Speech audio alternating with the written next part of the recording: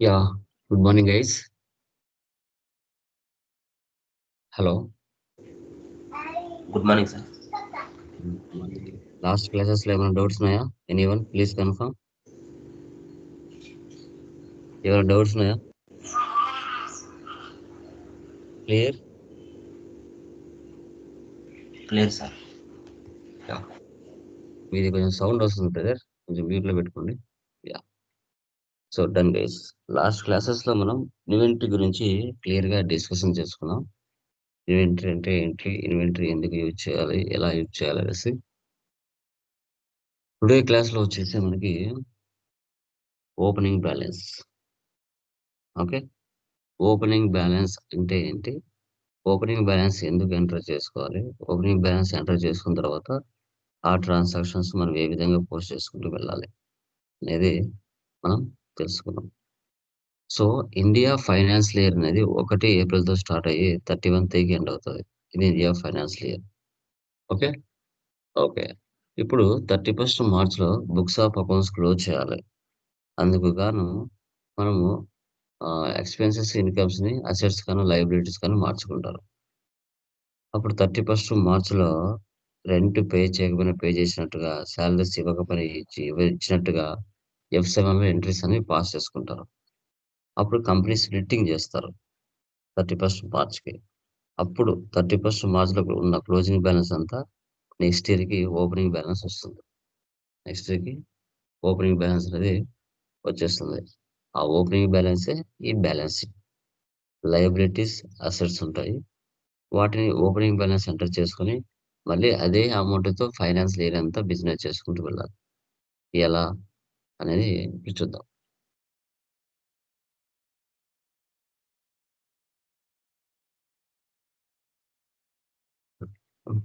కొత్త company create చేస్తున్నాను.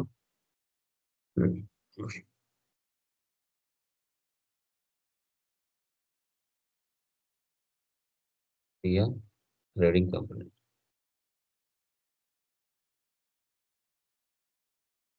Andhra Pradesh.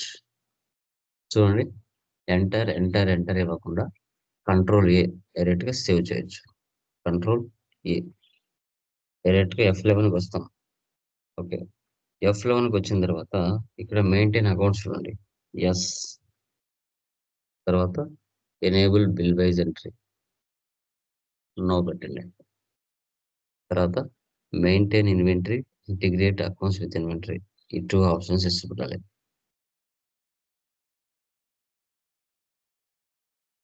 Remaining no.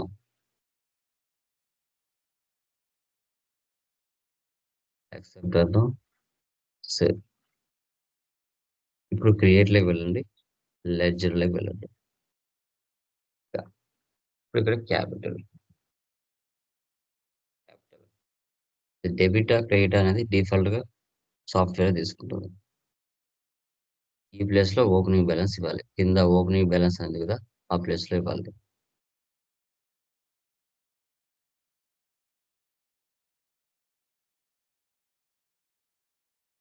సన్డ్రీ creditors with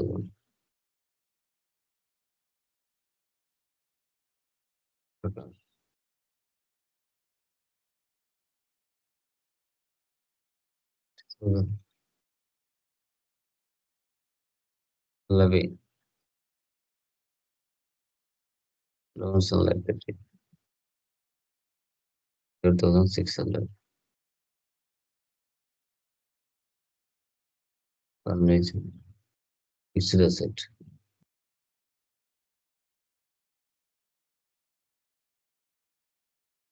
computer, 30,000.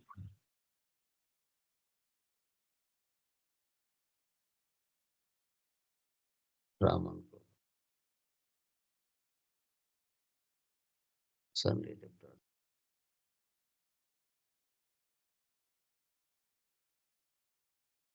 10,000. Ravenco,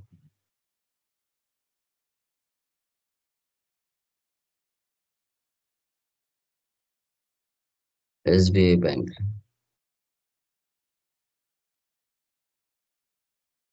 bank account 20,000. Cash default ఉంటుంది, cash in hand. అక్కడ వెళ్ళి అమౌంట్ ఇచ్చుకోవాలి. Okay, escape. ఐటెంలోకి వెళ్దాం. యూనిట్స్, నో ఎస్, బస్, escape. Stock item. Okay, item ఏముంది ఇక్కడ? గ్రైండర్స్.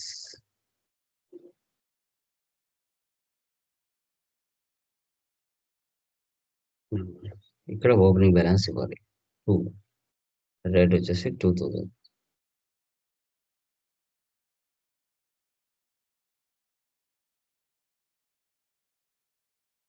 Mixes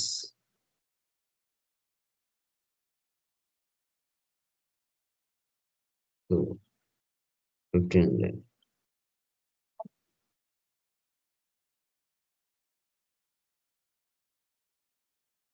ceiling fan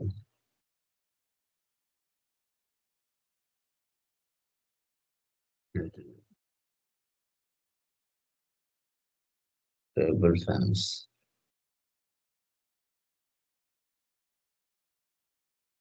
1,000.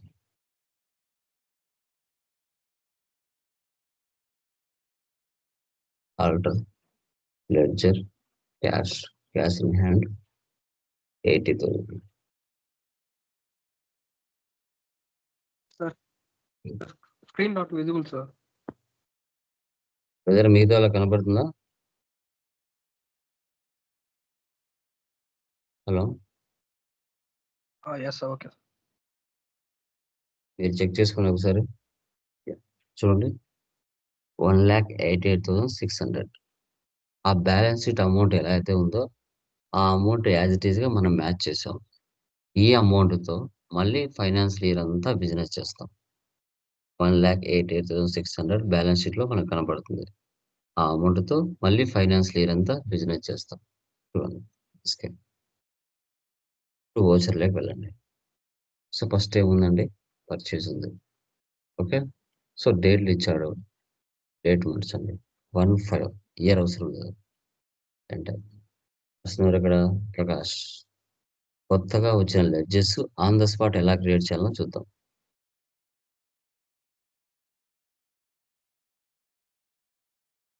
ఇప్పుడు నేను పర్చేజ్ చేయలేదు, ఆన్ ద స్పాట్ చేయాలి. చూడండి, ఇక్కడ లెఫ్ట్ సైడ్ క్రియేట్ అని ఉంది, రైట్ సైడ్ క్రియేట్ అని ఉంది. అదైనా క్లిక్ చేయండి. లేదు అంటే డైరెక్ట్గా alt C, C for cat. C ఇచ్చారంటే డైరెక్ట్గా లెడ్జర్లోకి వెళ్ళిపోతాం. ఆల్ట్ పట్టుకుని సి ఇవ్వాలి, డైరెక్ట్గా లెడ్జర్లోకి వెళ్ళిపోతాం. సో ఇక్కడ వచ్చేసి పర్చేజ్.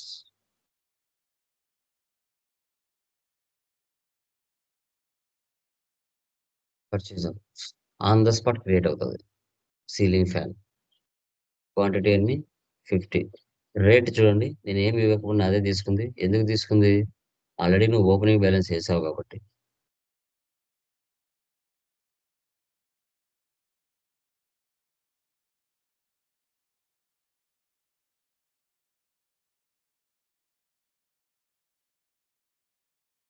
లక్ష 2,65,000కు మన బిజినెస్ ప్రకాష్ అనే సప్లయర్ దగ్గర నుంచి ఐటమ్స్ పర్చేజ్ చేస్తుంది. మళ్ళీ 2,5 ప్రకాష్ కాకుండా రమేష్ దగ్గర పర్చేజ్ చేస్తుంది. సేమ్ ఐటమ్సే. Ceiling fan 50, table fan 50, mixes 50, grinders 50. Same 2,65,000. Sir అది ఏ problem sir? Star medical agency అదా? దాని పక్కది అది టాస్క్ ఇచ్చాం కదా చేయమని. అది అయిపోయింది. అది కాదు, ఇంకోటి ఉంది. అంటే నిమిషం సార్, అంటే ఇప్పుడే వచ్చా. Okay, Shri traders company. Okay sir. Okay, next F8 sales 16. Okay, personal ఇక్కడ Ram. Enter. Yeah, sales ledger చేయలేదు. ఆన్ ద స్పాట్ చేయాలంటే ఆల్ట్ సి. సేల్స్‌కి సేల్స్ అకౌంట్స్ వస్తుంది. ఇన్ఫా 35 టేబుల్ ఫైల్ 35 ప్రాఫిట్ యాడ్ చేసుకొని సేల్ చేస్తున్నాం. ఫిక్సెస్ 35 బ్రైండర్స్ 35 2,45,000కి మనం రామ్ అనే పర్సన్‌కి సేల్ చేసాం. ఆ 2,45,000 మీద ట్యాక్స్ అమౌంట్ కింద ట్యాక్స్ ఇవ్వాలి. ఈ అమౌంట్ పైన ఉంటే అది ఐటెమ్ స్పేస్. అమౌంట్ కిందకి వచ్చామంటే అది ledger space. Alt C tax duties and taxes. That's percentage ఇచ్చాడు 4%. 2,45,000 మీద 4 ఇచ్చామంటే 9,800 ట్యాక్స్ పడింది. 2 కలిపితే 2,54,800. Next 26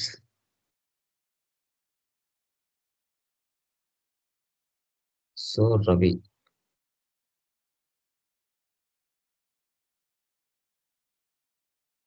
ceiling fan 35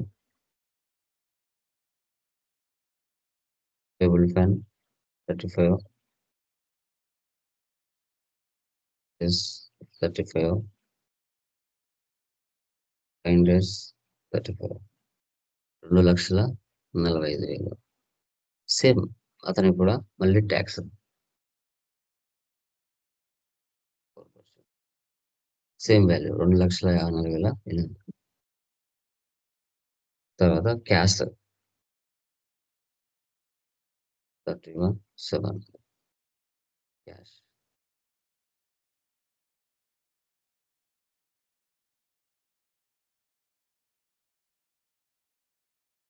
ceiling fan 25 table fan 25 mixes 25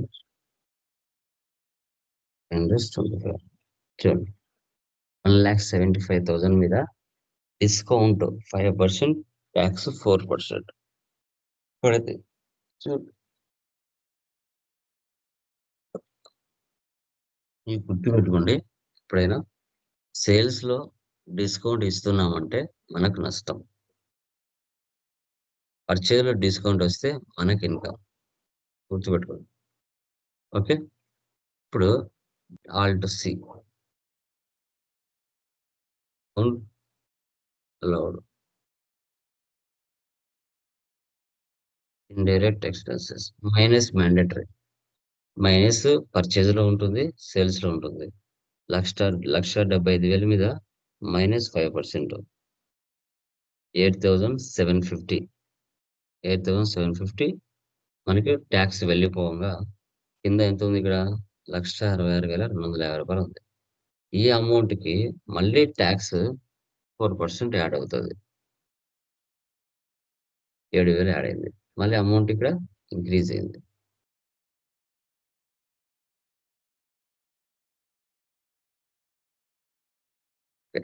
ఇప్పుడు received cheque from Ram and Ravi 80% of sales value. Payment to Prakash and Ramesh 70% of purchase value. ఇప్పుడు మనం టేబుల్‌కి వెళ్ళాలి. Alt F2 ఇచ్చేస్తే డేట్లు తీసేస్తే అన్నీ మన కంటి మీదకి వస్తాయి. Enter, enter, enter. Okay. Calculator on అవ్వాలి అంటే కంట్రోల్+N. క్యాలిక్యులేటర్ ఆన్ అవుతుంది. ఓకే. సో పైన రిసిప్ట్ కదా!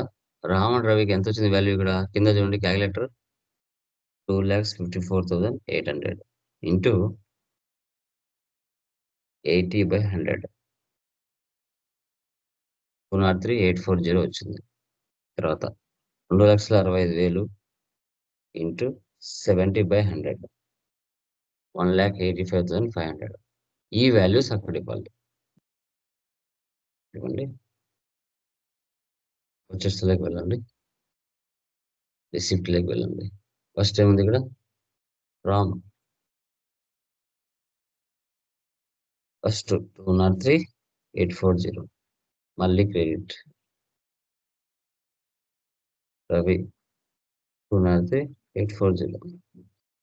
తర్వాత చెక్ ఎస్బీఐ బ్యాంక్. ఇలా తీసుకోవాలి. ఈ విధంగా తీసుకోవాలి.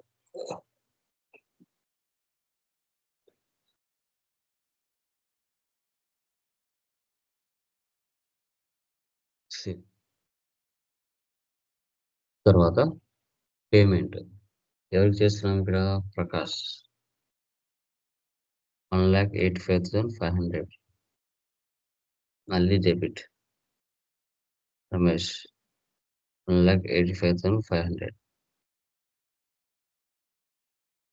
క్యాష్. ఎందుకు ఇక్కడ నెగిటివ్ బ్యాలెన్స్ వస్తుందండి? ఎనీవన్? నెగిటివ్ బ్యాలెన్స్ ఎందుకు వస్తుంది?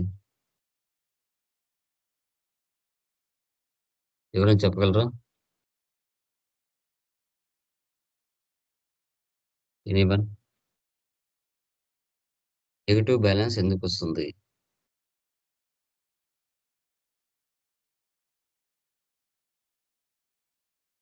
దివ్య, సురేష్, నాయుడు, విజయ, నెగిటివ్ బ్యాలెన్స్ ఎందుకు వస్తుంది అక్కడ? ట్యాక్స్ లో పోయింది కదా సార్ అదే. ట్యాక్స్ సార్ మన దగ్గర ఉన్న అమౌంట్ అయిపోయినట్టు అయితే అలా వస్తుంది సార్. Very good. మన దగ్గర అమౌంట్ తక్కువ ఉన్నప్పుడు తక్కువ ఉంది, అయిపోయింది, ఎక్స్ట్రా ఉపయోగిస్తున్నాం, అందుకు నెగిటివ్ బ్యాలెన్స్ వస్తుంది. ఎప్పుడైతే మనం క్యాపిటల్ మళ్ళీ యాడ్ చేస్తామో అప్పుడు వాల్యూ పెరుగుతుంది, అప్పుడు నెగిటివ్ రెడ్ సింబల్ రాదు. Okay, done. తర్వాత contra cash to petty cash. Alt C. కొత్తగా వచ్చిన లెజెస్ ఆన్ ద స్పాట్ క్రియేట్ చేస్తున్నాను. Alt C. Cash in hand. Next payment. salaries. Alt C.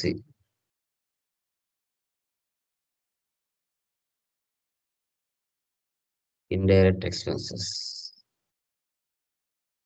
And at the 15,000. Debit చేయండి. Alt C. Wages. Direct expenses. 10,000. మళ్ళీ debit చేయండి. Alt C. Electricity bill. Direct expenses. 7,000. మళ్ళీ debit చేయండి. Alt C. Pay bill. Direct expenses. 3,000. Alt C. Arrange inverse.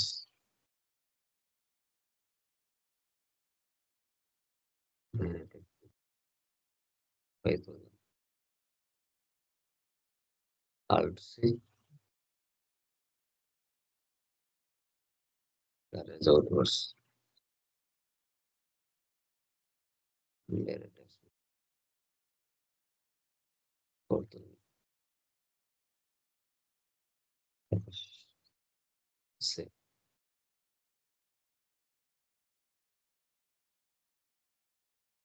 Escape. Book. మనం చేసిన transactions అన్ని ఇక్కడ చూడొచ్చు.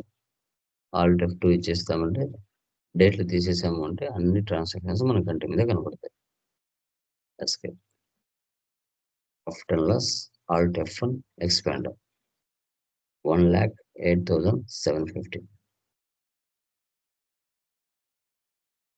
Stock summary. F12 configure.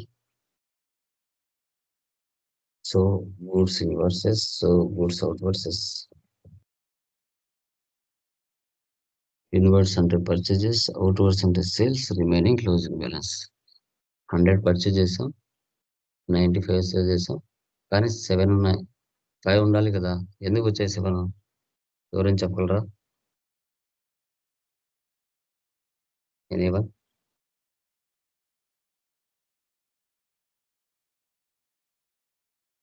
ఎవరైనా చెప్పగలరా అండి?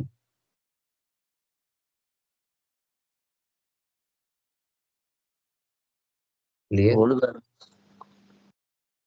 Old opening balance balance opening balance ఉంది. ఎస్, ఓపెనింగ్ బ్యాలెన్స్ ఉంది. సో F12కి వెళ్ళి ఇక్కడ సో ఓపెనింగ్ బ్యాలెన్స్ వేసి పెట్టామంటే మనకి కనబడుతుంది. స్టార్టింగ్ లో ఓపెనింగ్ బ్యాలెన్స్ ఉన్నాయి కదా, ఆ 2 యాడ్ అవుతే 7 అవుతాయి. Okay, escape. Display more reports, trial balance,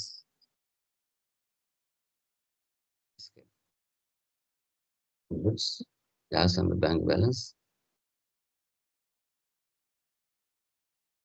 purchase register, sales register, receipt register, payment register,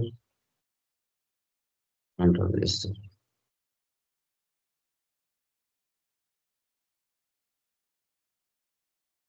ఇలా వీటిని ఇలా చెక్ చేసుకోవాలి. డాష్ బోర్డ్ రిపోర్ట్స్ అన్ని కావాలి. ఓకే, క్లియర్ మా? అర్థమైంది ఇది? ఓపెనింగ్ బ్యాలెన్స్ ఎలా ఎంటర్ చేసుకోవాలి, ఆ అమౌంట్తో మళ్ళీ ఫైనాన్స్ ఇయర్ అంతా ఎలా బిజినెస్ చేయాలని క్లియర్ మా? ఎనీ డౌట్స్ దీంట్లో? క్లియరా? Clear sir.